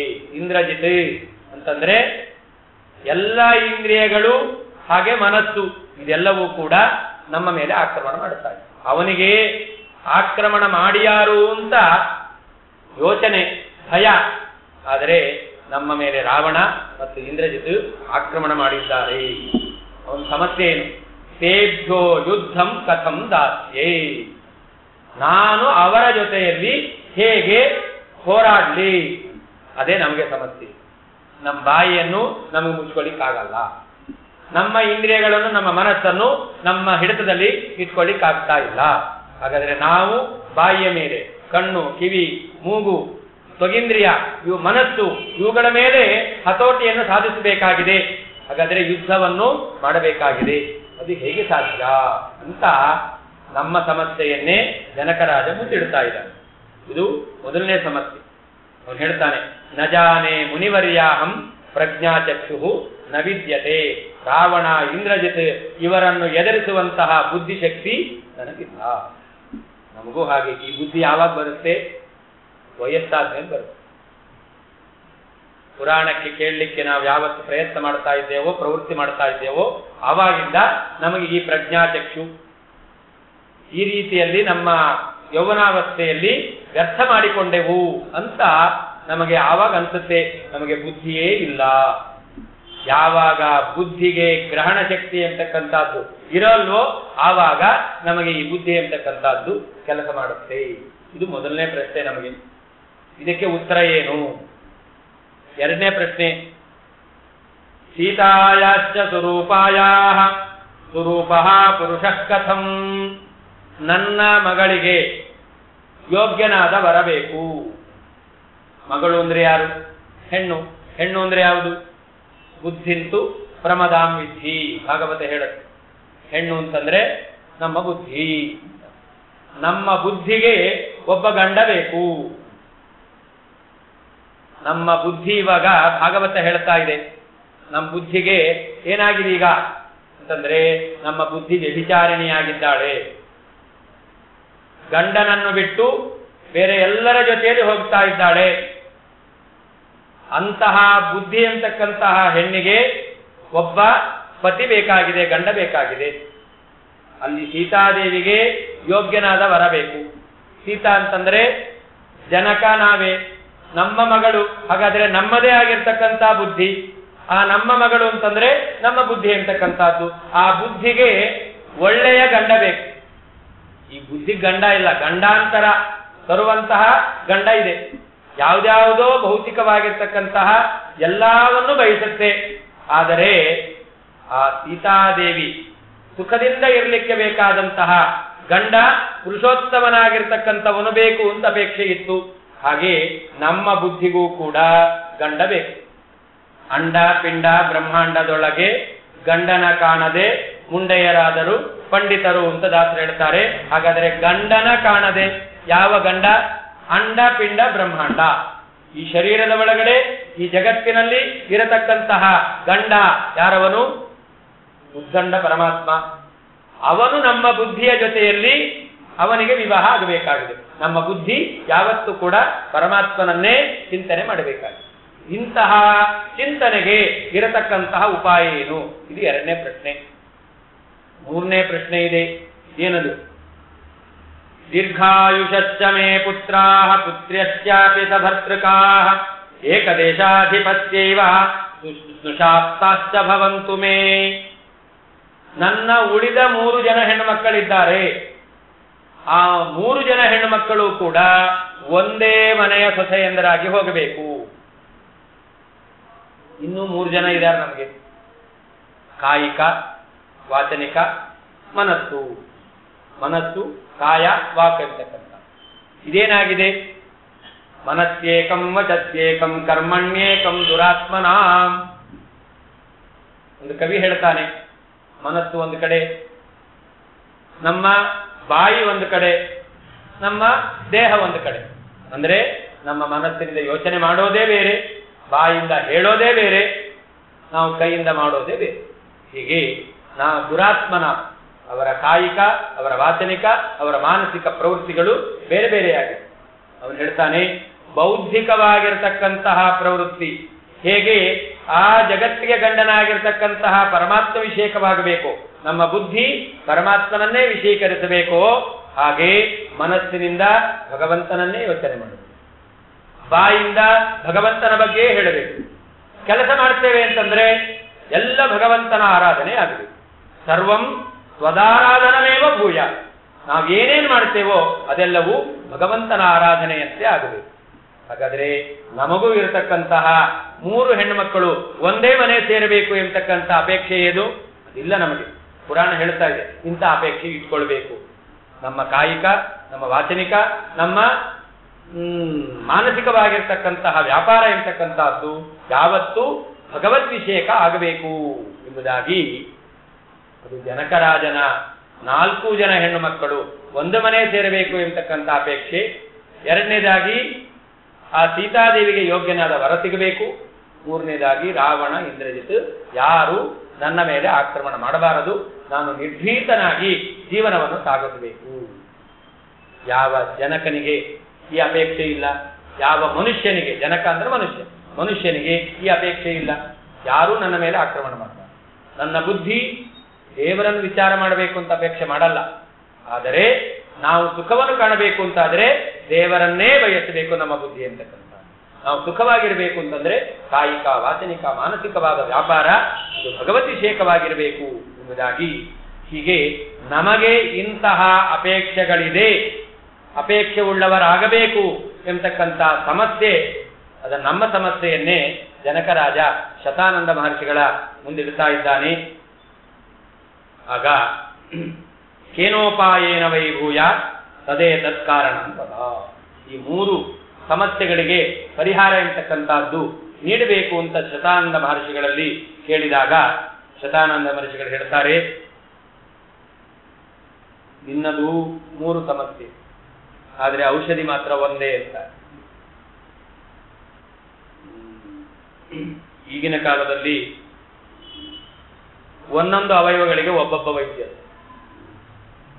ಆದರೆ ನಮ್ಮ ಎಲ್ಲ ಸಮಸ್ಯೆಗಳಿಗೆ ಒಂದೇ ಔಷಧಿ. ವೈದ್ಯ ಒಬ್ಬನೇ ಅಲ್ಲ, ಔಷಧಿಯೂ ಒಂದು. ಒಬ್ಬನೇ ವೈದ್ಯ ಅನೇಕ ಔಷಧಿಗಳನ್ನು ಕೊಡ್ತಕ್ಕಂಥದ್ದಿದೆ. ಆದರೆ ಇಲ್ಲಿ ಅನೇಕ ಔಷಧಿಗಳಲ್ಲ, ಎಲ್ಲಾ ಕಾಯಿಲೆಗಳಿಗೂ ಎಲ್ಲಾ ರೋಗಗಳಿಗೂ ಒಂದೇ ಒಂದು ಔಷಧಿ ಇದೆ. ಆ ಒಂದು ಔಷಧಿಯನ್ನು ನಾವು ಪಾನ ಮಾಡಿದ್ರೆ ಸಾಕು, ಎಲ್ಲ ವಿಧವಾಗಿರ್ತಕ್ಕಂತಹ ಸಮಸ್ಯೆ, ದುಃಖ ಎಂತಕ್ಕಂಥ ರೋಗ ಪರಿಹಾರವಾಗುತ್ತೆ. ಅಸ್ತಿ ಕಶ್ಚಿದ್ ವಿಶೇಷೋಸ್ಮಿನ್ ಭೂಲೋಕೆ ಭೂಮಿಪಾಲಕ ದುಹಿತು ತವ ಕಲ್ಯಾಣ ಸುಖದಂ ಶತ್ರುನಾಶನಂ. ನಿನ್ನ ಶತ್ರುಗಳು ನಾಶ ಆಗಬೇಕು, ನಿನ್ನ ಮಗಳಿಗೆ, ನಿನ್ನ ಎಲ್ಲಾ ಹೆಣ್ಣು ಮಕ್ಕಳಿಗೆ ಒಂದೇ ಮನೆ ಸಿಗಬೇಕು. ಇದಕ್ಕೆ ಇರತಕ್ಕಂತಹ ಎಲ್ಲದಕ್ಕೂ ಒಂದೇ ಒಂದು ಔಷಧಿ ಇದೆ. ವೈಕುಂಠ ಗಿರಿಮಾಹಾತ್ಮ್ಯಂ ಸಭವಿಷ್ಯಂ ಸಹೋತ್ತರಂ. ಭವಿಷ್ಯೋತ್ತರ ಪುರಾಣದಲ್ಲಿ ನಿರೂಪಿತವಾಗಿರತಕ್ಕಂತಹ ವೆಂಕಟಾಚಲ ಮಹಾತ್ಮೆ, ವೈಕುಂಠಗಿರಿ ಮಹಿಮೆ, ಇದನ್ನು ಶ್ರವಣ ಮಾಡ್ತಾರೆ ಅಂತಂದ್ರೆ ಅದು ಎಲ್ಲ ವಿಧವಾಗಿರ್ತಕ್ಕಂತಹ ಆದಿ ವ್ಯಾಧಿ, ಮಾನಸಿಕವಾದ ರೋಗ, ದೈಹಿಕವಾಗಿರ್ತಕ್ಕಂಥ ರೋಗ. ಜನಕರಾಜನಿಗೆ ಇದ್ದದ್ದು ಮಾನಸಿಕವಾದ ರೋಗ, ನಮಗಿರ್ತಕ್ಕಂಥದ್ದು ಮಾನಸಿಕವಾದ ರೋಗದಿಂದ ದೈಹಿಕವಾದ ರೋಗವು ಇದೆ. ಈಗ ದೈಹಿಕವಾದ ರೋಗ, ಮಾನಸಿಕವಾದ ರೋಗ, ಈ ಎಲ್ಲ ರೋಗಗಳಿಗೆ ಇರತಕ್ಕಂತಹ ಒಂದೇ ಒಂದು ಔಷಧಿ ಅಂತಂದ್ರೆ ಇದು ಟಾನಿಕ್ ಮಾತ್ರ ಅಲ್ಲ.